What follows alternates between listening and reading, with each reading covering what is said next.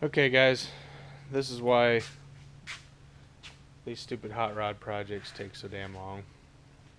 So I got a 4L80E here. It's an early style.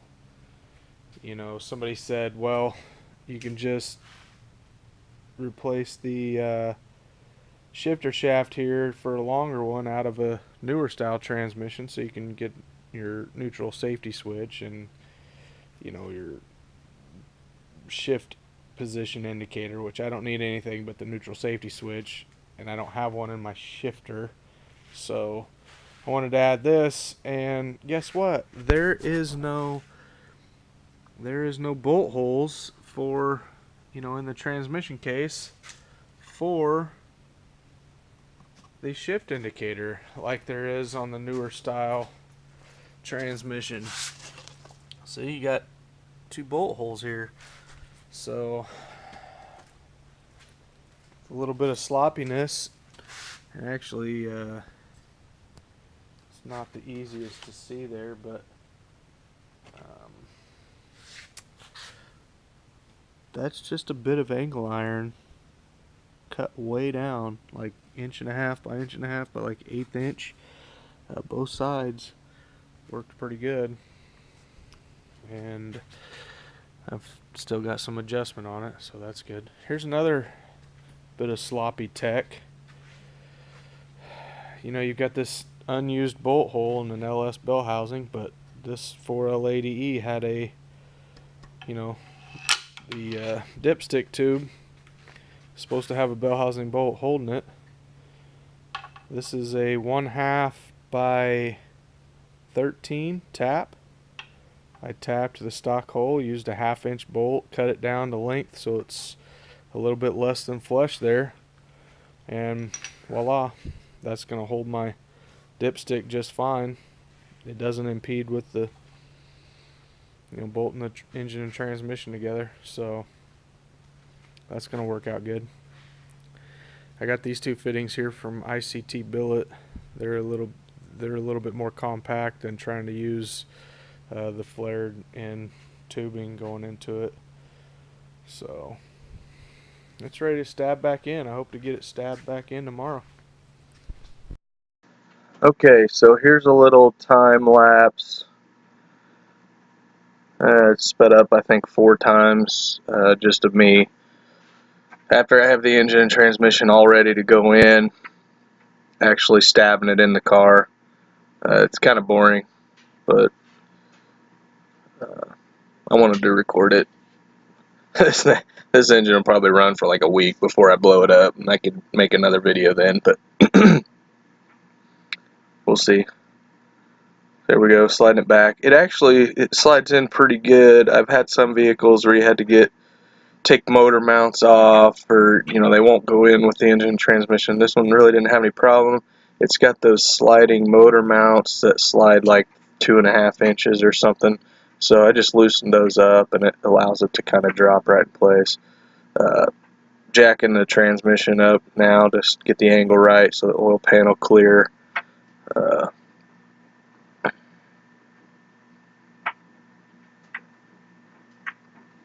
Just adjusting back and forth a little bit. Um, really wasn't anything in the way, but that driver's side valve cover does start to hit the firewall before the pan drops, so you have to get kind of creative there. Lining up the motor mounts, going down a little bit more. I think next time I'll set my camera up on a tripod a little closer so you don't have to look at my entire garage. No lift. My next shop will have a lift. This one is temporary. I did build those 2x4. I think it's 14 inches. I'd have to count and do the math, but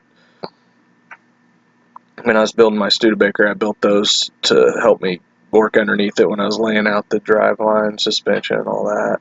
And they come in really handy. when you don't have a lift, because you can get the car up high enough to actually slide under it, do some work. Plus it's safer. I think I'm putting in a transmission cross member here, which you'll see me going after a ratchet strap. I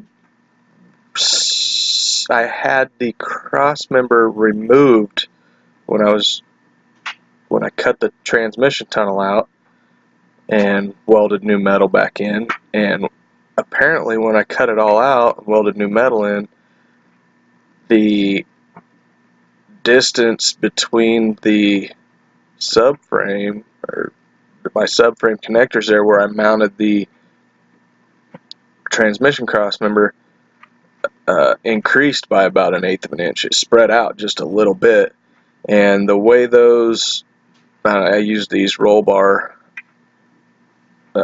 unions, the way they slot together, it's a really tight fit, and that 1/8 of an inch was enough to keep it from dropping down. So I had to use a ratchet strap, pull it 1/8 inch together so the transmission cross member dropped down in. I don't know what I'm going to do there. I may end up cutting the welds on the end of those and getting my 1/8 of an inch back that way, or I'm not sure what I'm going to do. But it's an inconvenience, but it's not hard to pull it together. Here I'm just sliding the engine and transmission forward or backward to get it set where I think it needs to be. I ended up a little bit too far back and slid it forward just a little bit because the driver's side valve cover was touching. Here's another quick update. Engine is in. Hot side is welded up. No flex coupler because fuck that.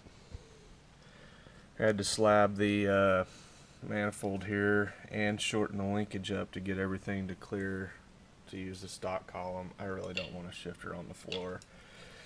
This is a column saver. It's supposed to go up in this area and everything's supposed to be shorter because you're supposed to cut shit off, but I didn't want to bother with that. This is the mount for the column down here. I need to trim the bolt off. Here's a little bit of LS tech. These are ARP. They're not exhaust manifold bolts or studs because those are expensive, but they're just the 190,000 pound tensile strength bolt that is the exact same length and thread as the stock exhaust manifold bolts, and these don't break. I've got them on, that has headers on it, but I've got them on that, and I've got them on 2 full-size pickups, and they don't break. I had one back out, and I torqued them to factory spec, and one backed out, but I got lots of miles on them, and they've been fine. So I did put a V-band over here. This again is just a 2-inch hot side. Turbo's mounted. I had inner fenders and the core support in here to make sure everything clears. Everything clears. I've got a downpipe off of a different build that comes back and runs right into the frame here, and it also bangs into this, so I'm gonna have to rebuild that.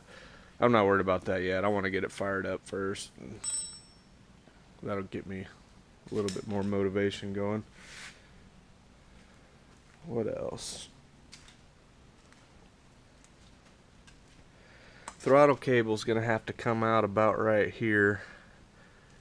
You can't run it really up any higher, you get into the linkage for the wiper, so I'm gonna bring it out here, probably straighten it up a little bit. It'll still clear the coils and everything.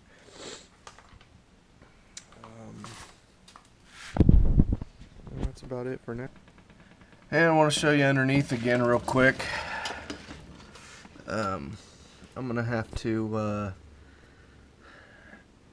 tap on that floor a little bit. When I was building this floor, I didn't realize I was gonna have that shift indicator, so I have to clearance a little bit there.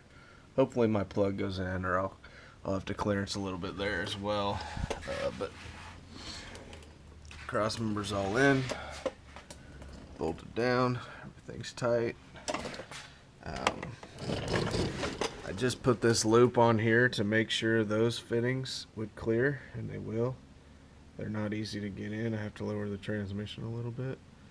But that'll be good enough for the first fire until I figure out what I'm going to do with transcooler and all that.